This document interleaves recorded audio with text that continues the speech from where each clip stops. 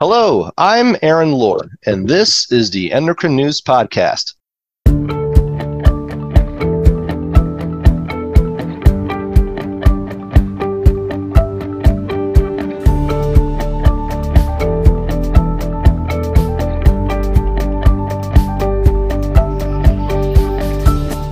Today we're talking about growth hormone deficiency in adults and children. We'll be covering prevalence, clinical presentation, diagnosis, treatment, challenges, and more. Guiding us on this journey is today's guest, Dr. Mark Mullich. He is Professor Emeritus of Medicine at Northwestern University. But before we welcome him, let me first say that today's episode is made possible by an unrestricted educational grant from Novo Nordisk. So thank you. Now let's get into it. Welcome, Dr. Mullich. Thanks for being here. Well, thank you. Pleasure to be here with you. Today we are talking about growth hormone deficiency, so let's begin with prevalence. Looking at both adults and children, how prevalent is growth hormone deficiency? Well, it's actually not very prevalent. There's only about 50,000 diagnosed adults in the U.S. with this, although there's probably a lot more than that haven't really been diagnosed. And about 6,000 adults are diagnosed every year. If you think about the overall prevalence, this is about 2 to 3 per 100,000 population. And what do we currently know about the clinical presentation and diagnosis of growth hormone deficiency? Well, I think first we need to step back for a moment and talk about the differences between childhood onset and adult onset. If you think about children who don't have adequate amounts of growth hormone, the major manifestation for these children is that they don't grow. So that's how they present. So a child is not growing normally. Now, of course, there are many other reasons why a child may not grow normally. There may be other kinds of chronic conditions and diseases that they may have. But in fact, growth hormone deficiency is a major cause of children who really fail to grow. This is very different from adults who really don't present because of failure to grow. They've already grown, but they may present because they have an increase in fat, a decrease in muscle, decrease in energy, increase in fatigue, and overall a relatively decreased quality of life. So clear differences between children and adults. What about testing? What do clinical practice guidelines recommend for testing pediatric and adult patients? And are there any additional recommendations for those who are having traumatic brain injury? Well, I think one of the most important tests to measure are both something called IGF-1 and then growth hormone. So IGF-1 is a protein that's made by the liver and other tissues in response to growth hormone, and it really reflects growth hormone activity in the body. So in children, we look at their IGF-1 levels, if they are very deficient, if they're only moderately deficient, or really if they're within the normal range. So you can have children who have short stature that's not due to growth hormone deficiency, yet they may in fact respond somewhat to growth hormone treatment.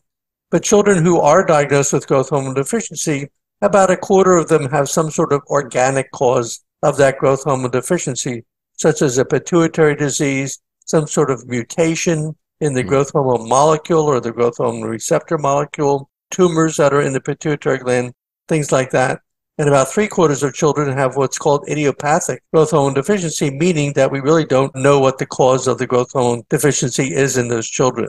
This is very different from adults because adults don't really present with the symptoms. Usually we look at adults who already have some underlying cause that might predispose them to growth hormone deficiency. So if we see a person who has a pituitary tumor that has surgery or radiation, or as you mentioned, there may be head trauma from sports injuries or a car crash, that type of thing, where we suspect that they may develop growth hormone deficiency, then we will evaluate them for growth hormone deficiency, rather than the sort of non-specific symptoms that might cause them to be evaluated. The poor quality of life, the decrease in energy, that's not a reason to evaluate for growth hormone deficiency. They really have to have some underlying cause that might precipitate that evaluation. Are there any challenges when it comes to testing? Well, there are. I mean, the standard testing that we do is first we measure the IGF-1 levels. If those are completely in the normal range, then it's exceedingly unlikely that that person has growth hormone deficiency. But if they're in the lower part of the normal range or clearly deficient, then we will actually measure growth hormone. Now, growth hormone levels vary through the course of the day. They kind of go up and down. So we usually do stimulation tests. The classic standard test that we do is to administer insulin intravenously to lower the blood sugar level. And by lowering the blood sugar level to very low levels, called hypoglycemia, that will stimulate growth hormone secretion, and we can measure those levels in the blood. And if they get to being a level over 5, that's normal. If it doesn't get to over 5, then that can be a really deficiency. But that's a difficult test to do in some offices, and so that there are other tests that can be done. One is to give a hormone called glucagon, which is normally used to raise blood sugar levels in people with diabetes who have low blood sugar, but it can be given to test for growth hormone deficiency by raising growth hormone. There's also an oral preparation called mesimorelin that can be given, and that's commonly given in the office to cause a rise in growth hormone. So we look at those levels of growth hormone to see if they match the criteria needed to diagnose growth hormone deficiency. So in addition to the testing that we just talked about, the insulin test, the glucagon test, and mesimorelin, there actually is one other test that's really has been done widely around the world, but it's not currently available in the U.S., and that is to give the combination of growth hormone releasing hormone plus the amino acid arginine. So the growth hormone releasing hormone is given by an injection, and then the arginine is infused intravenously. And this test actually is very, very good. It has excellent sensitivity and specificity, very similar to the insulin-induced hypoglycemia test. But GHRH is not available in the U.S. at the present time, so that's not a practical test at the moment. Once we have that diagnosis, how is growth hormone deficiency generally treated? Well, it's a little bit difficult because it has to be given by injection. This is usually with a daily injection, and this has now been done for many, many years. People take a daily injection of growth hormone. You start with a relatively low dose and then gradually increase every 4 to 8 weeks that growth hormone dosing until the person is feeling better. And in addition, we measure that IGF-1 level.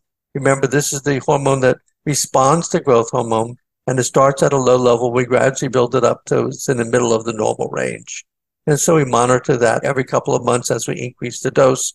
And then once the final dose is achieved with the IGF-1 level in the middle of the normal range, then we just continue on that dose for a number of years. Are there any new or emergent treatment options? And if so, how effective are they? Well, there are some changes that have occurred over the last few years, and that's the development of long-acting growth hormone preparations that don't have to be given daily, but can be given only once a week. And we're hoping that that will improve adherence to therapy. One of the challenges, certainly in treating pediatric growth hormone deficiency, is the need to sort of reevaluate the children at the time that they've already reached their final height.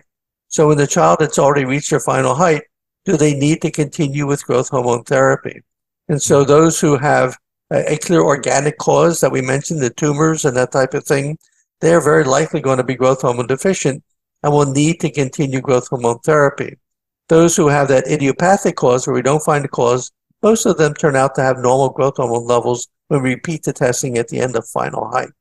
Now, this time that we have this so-called transition from childhood to adulthood also coincides with the kid being 17 or 18 years old, and they're off to college. They're having lack of parental supervision of their care. All kinds of other things are happening when they leave home, so that there may be a problem with adherence to these daily injections. And the hope is that these longer-acting preparations might be particularly beneficial for those kids who are leaving home. Or really only once-a-week injection may be a lot better than a once-a-day injection. Studies have now been done going out to a few years showing that these once-a-week injections are just as efficacious as the once-daily injections, and with a little bit better adherence to therapy so that people don't skip injections and they adhere to the therapy on a better basis. How effective is growth hormone therapy? Do we see impacts on quality of life and mortality? Growth hormone treatment is effective in the things that it's supposed to do, so that you'll see a decrease in body fat, you see an increase in body muscle, you see an improvement in energy, and an overall improvement in quality of life. No studies have yet shown that there's an improvement in mortality. We know that people who have an underactive pituitary from a variety of reasons do have a very slight increase in mortality, and it was hypothesized that that might be due to growth hormone deficiency. But as yet, replacement with growth hormone has not shown a reduction in that slight increase in mortality. Now, that may be because the studies haven't been done for long enough. You might need to do studies for 10 or 20 years. That may need large numbers of subjects to be treated for that because the difference would be quite small. So whether it improves mortality, I think, is still an open question. It certainly improves quality of life And people do tend to feel better when they're taking growth hormone compared to before they started treatment. We've already talked about a few challenges, but what would you say is some of the biggest challenges in medically managing pediatric growth hormone deficiency? First of all, there's cost. I mean, growth hormone is costly, so that may be a problem from an insurance company perspective. And so, having adequate coverage for this is really very important. But I think a second aspect of this that I already alluded to is that pediatric patient who's sort of escaping from home and going off to college or whatever without that parental supervision of their care. So that is always a problem, not just for growth hormone deficiency, but for all kinds of diseases, other endocrine disease, diabetes, other kinds of things. So not just growth hormone, but that's certainly a reason to be concerned about adherence for growth hormone therapy. And again, the hope may be that these longer-acting preparations may improve that adherence over a long term. And we talked about IGF-1 earlier, but what are some strategies to optimize those IGF-1 levels and patient complications? Well, what we'd like to do is to start off relatively slowly and gradually build up the IGF-1 levels. If you increase the dose too rapidly, it can cause some joint aching and muscle aching. And so we do this gradually over several months. It may take 6 or more months to get up to a final dose to avoid those adverse effects when you're starting therapy. But then as you're continuing therapy over the years, we do measure IGF-1 levels every 6 to 12 months to make sure that they're staying in the normal range. If we start to see a substantial decrease, then we might suspect non-compliance with taking their medication. And so this would be an indication that somebody's decreasing their dose. Another issue that comes up on a practical basis for adults who are taking growth hormone, and even for young adults, is estrogens. So women who are taking oral estrogens, either in the form of oral contraceptives or postmenopausal estrogen therapy, that decreases the activity of growth hormone so that IGF-1 levels will go down. And so in somebody who's starting estrogen, they may need to increase their dose of growth hormone to maintain IGF-1 levels in the normal range. And conversely, in somebody who's been on estrogen and they stop them, then we may need to decrease the dose of growth hormone to keep the IGF-1 levels in the normal range. So that's a practical issue that often comes up. Drawing soon to our close, but I always like to look towards the future. How do you see, or how do you hope to see treatment of growth hormone deficiency evolving over the next 5 or 10 years? Well, I think one aspect is to make sure that people who are growth hormone deficient get diagnosed, so that clinicians who are seeing patients really have to keep an open mind to remember that growth hormone deficiency does exist. It can be part of a hypopituitarism that may occur from pituitary tumors, from surgery, from radiation, and particularly from head trauma. And, sports head trauma, what we see in football players and boxers and the like, can cause hypopituitarism and growth hormone deficiency as well. So not all patients who have these issues ever get tested. And so there's probably a lot of patients who have growth hormone deficiency that never get diagnosed. So the important thing is to make that diagnosis. Once the diagnosis is made, we need to approach them to see whether they are candidates for growth hormone replacement, as we're talking about. Actually, I have that backwards, really. You need to talk to them and say, if you're growth hormone deficient, will you take growth hormone replacement? That's really the first question to ask. If they're not willing to take growth hormone replacement, of course, then there's no need to do the testing. But assuming that they are, then we will replace them. And then I think the second aspect is these newer preparations, whether they're going to improve long-term adherence. And of course, we have to look at the long-term safety of these newer preparations as well to make sure they're just as safe as the short-acting preparations that we currently use most of the time. It's very likely that they will be, and the 3-year studies show that they will be, but it'd be nice to look at 5 and 10-year information to just ensure the safety of those newer preparations. You mentioned that diagnosis might not be happening as often as maybe it should. Is there anything that we should be thinking about to make sure that everyone who should be diagnosed is getting diagnosed? Well, I think one of the important things is to make sure that people who might have the condition do indeed get diagnosed appropriately. And it's going to require a lot of education of primary care doctors and sports medicine doctors, for example, to be sure that they know that these kinds of things can happen, to make sure that those people really get appropriate testing. They may need referral to an endocrinologist for that additional testing.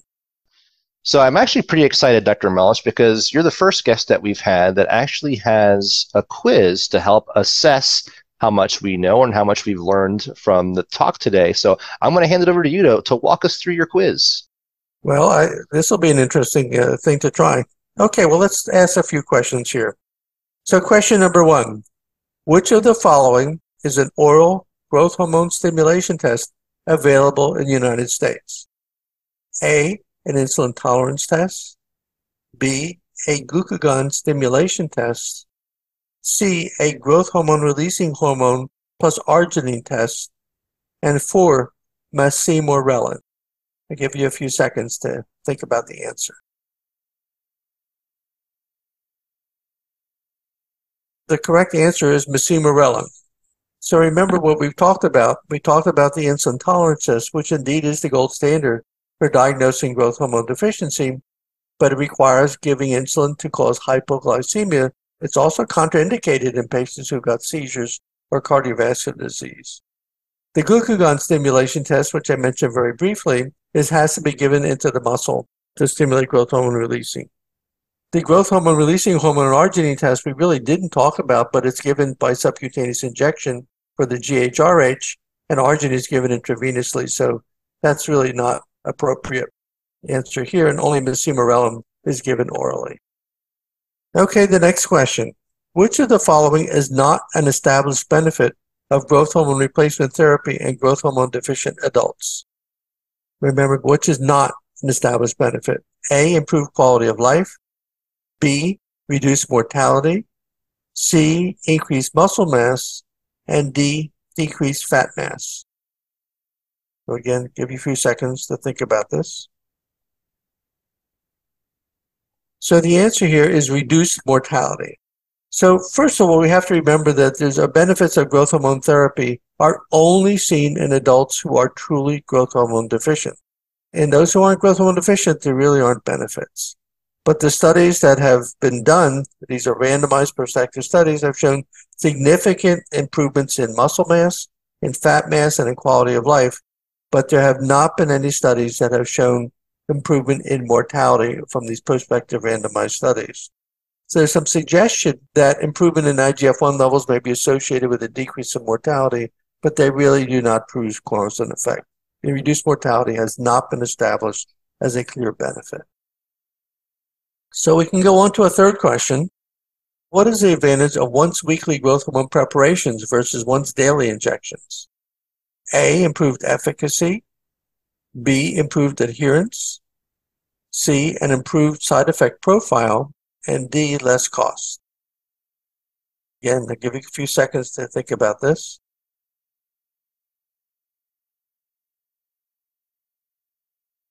So the answer here is really improved adherence. So now 2 preparations have already been approved over the last couple of years for the treatment of growth hormone deficiency in adults and children. Again, I mentioned these are given on a weekly basis.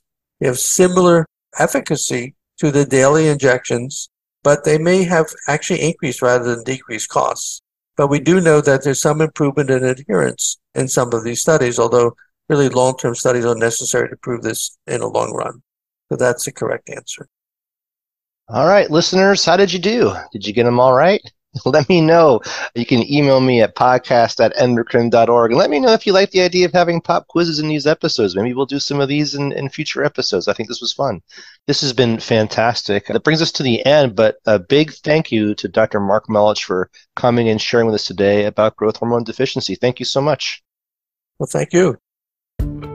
And that's all for this episode. I hope you enjoyed hearing from Dr. Melich. If you'd like to learn more about growth hormone deficiency, I invite you to check out a recent article in Endocrine News, the magazine, entitled Sex, Race, and Measuring Tape: Health Disparities and Growth Hormone Deficiency. I think you'll find it very interesting, and we'll link to it in today's episode description. We'll be back in a few weeks with another fascinating dive into the world of endocrinology, but until then, thanks for listening.